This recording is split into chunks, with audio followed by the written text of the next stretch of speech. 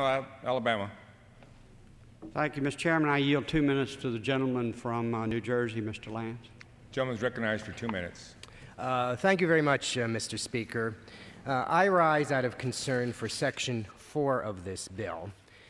We had an amendment in the Rules Committee that I offered with the distinguished gentleman from Georgia, and it was ruled out of order by the Rules Committee. We believe that the amendment was germane, drafted properly, and submitted on time, and the amendment dealt with Section 4.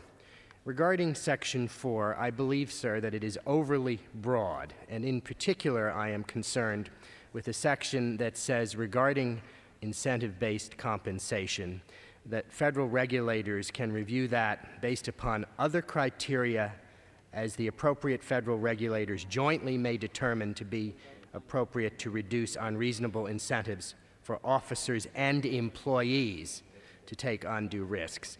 In my judgment, that gives too much discretion to federal regulators, and we should be specific as members of Congress in the statutory basis for compensation issues.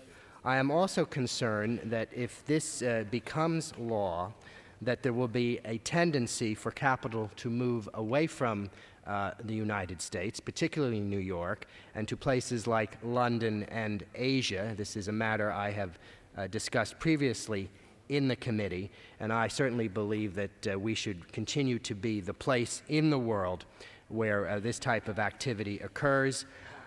Our amendment in no way takes away the other provisions of this bill regarding say on pay and the independence of compensation boards, but I am sorry that our amendment was not considered favorably in the Rules Committee and therefore will not be considered favorably here on the floor.